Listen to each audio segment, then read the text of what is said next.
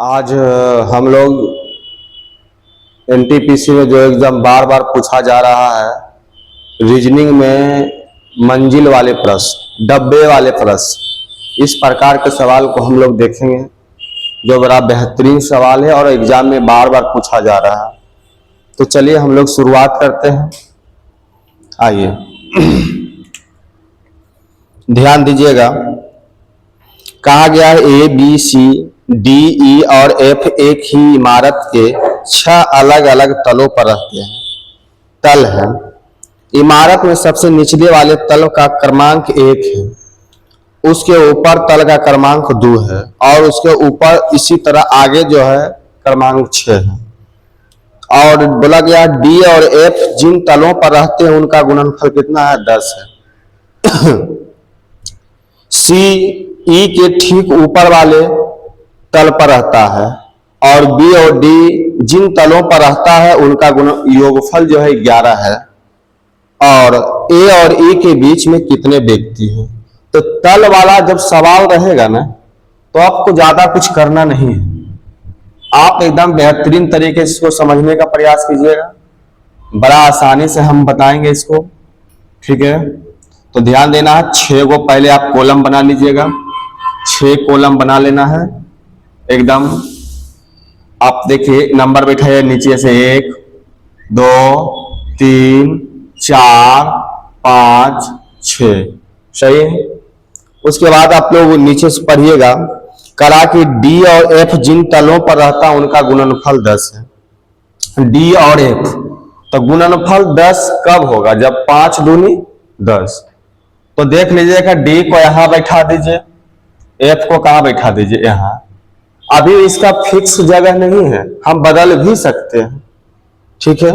आगे बढ़िएगा।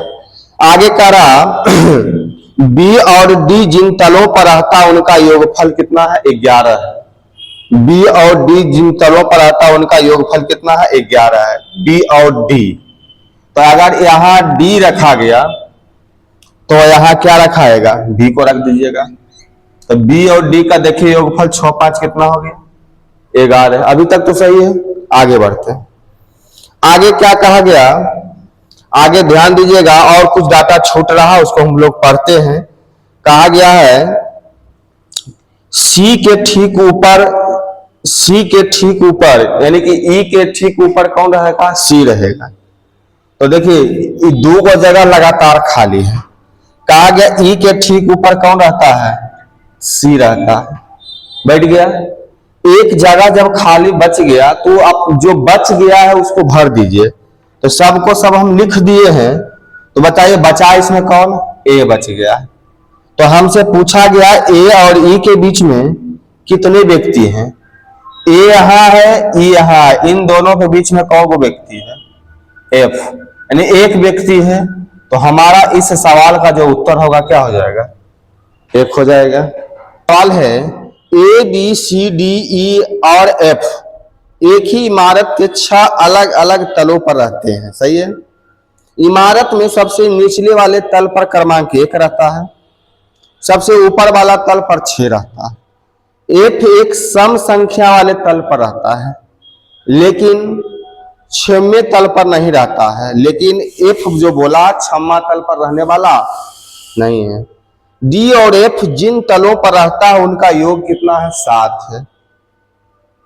और बी जो है ए के ठीक ऊपर वाले तल पर रहता है। एफ और सी जिन तलों पर रहता है उनका योग 3 है। एफ और बी के बीच कितने व्यक्ति हैं? तो आइए हम सवाल को समझाते हैं, इसी पर सवाल को हम समझा देते हैं। ध्यान दीजिएगा, जरा ध्यान से समझने का प्रयास करिएगा, इसी चीज पर हम समझाते हैं। चलिए देखिएगा।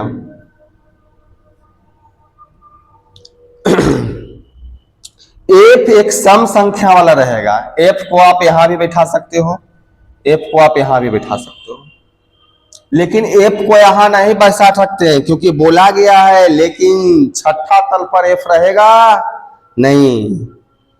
बोला गया डी और एफ जिन तलों पर रहता है उनका योगफल 7 होगा। तो योगफल 7 होने के लिए करा डी और एफ जिन तलों पर रहेगा उनका योगफल कितना रहेगा, 7 रहेगा। देखिए तो आप थोड़ा सा समझिए कि अगर यहाँ एफ 2 रहेगा तो डी कहाँ रहेगा, यहाँ रहेगा। अगर एफ यहाँ है तो डी कहाँ रहेगा, यहाँ रहेगा, तभी तो 7 होगा। तो मान लेते हैं हम इसके अकॉर्डिंग सोचते हैं पहले, तो इसके अकॉर्डिंग सोचेंगे तो अगर यहाँ एफ है तो यहाँ हम डी दे देते हैं, तो 5 2 7 सही है। आगे बढ़ते हैं। कहा गया ए के ठीक ऊपर वाले तल पर बी रहता है। ए के ठीक ऊपर वाले तल पर कौन रहता है, बी। अभी कुछ इसका सोर्स नहीं है, इसको छोड़ दिए हम, ठीक है। आगे क्या बोला गया है, आगे क्या बोला गया है, एफ और सी जिन तलों पर रहते हैं उनका योग 3 है। एफ और सी जिन तलों पर रहता है, एफ और सी, तो देखिए सी को यहां रख देते हैं, दोनों का योग क्या हो गया, 3 हो गया।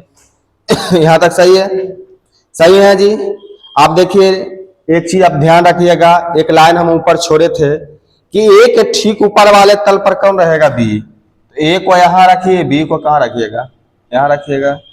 लेकिन एक डाटा को छूट गया, उसको लिख दीजिए। इसमें कौन छूट गया है जी, ए भी लिखा गया, बी लिखा गया, सी लिखा गया, डी, ई लिखा गया, ई लिखाया नहीं है। तो हमसे पूछा गया बी और एफ के बीच में कितने व्यक्ति हैं, तो बी और एफ के बीच में कितना व्यक्ति है जी, एक व्यक्ति है। तो हमारा उत्तर क्या हो जाएगा, 1 हो जाएगा। सही है। जो सवाल है आगे एक 7 बॉक्स वाला है, बॉक्स वाला, मंजिल वाला, ये सब पूछेगा। कैसे बनाना जरा देखिए। 7 box A B C D E F G, एक के ऊपर एक रखा गया है। जब इस प्रकार सवाल हो ना तो पहले 7 गो बॉक्स बना देना आपको। 7 गो बॉक्स बनाने में आप टेंशन ना लेना है ना जी। देखिए एकदम आराम आराम से बनाइए, कोई दिक्कत नहीं। 1 2 3 4 5 6 7, अच्छा से हो गया। आगे बोला गया है जरूरी नहीं कि क्रम में रहना चाहिए, लेकिन जब भी सरियाना तो नीचे से सरियाना, नीचे से। सही है। डी और एफ के बीच में केवल 4 बॉक्स रखे गए हैं, ठीक है। डी के ऊपर केवल ए को रखा गया, डी के ऊपर केवल ए को रखा गया। ए यहां होगा और डी कहां होगा, यहां होगा। यहां तक सही है, कोई दिक्कत।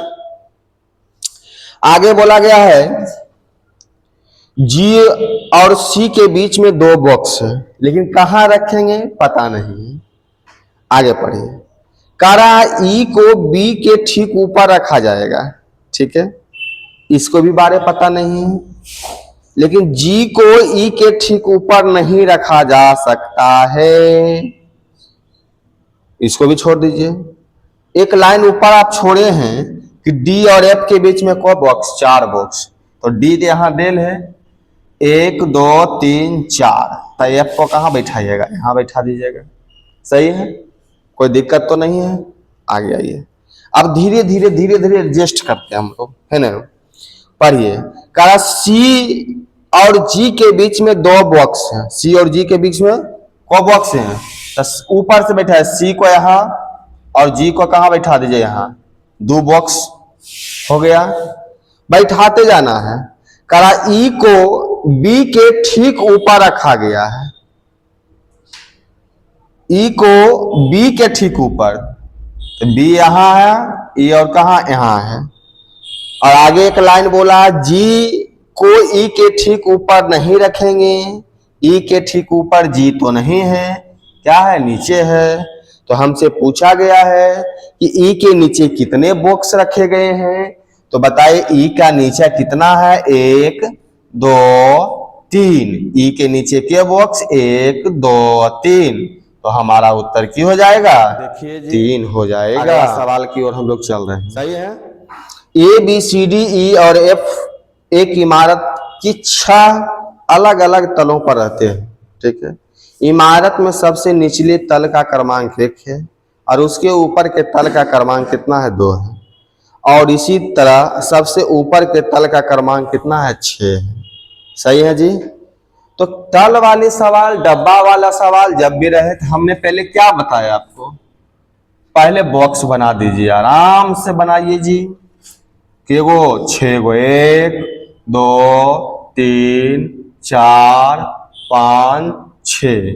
तो 1 2 3 4 5 6। नीचे से बनाना, जब भी नंबरिंग कहां से उठाइएगा, नीचे से।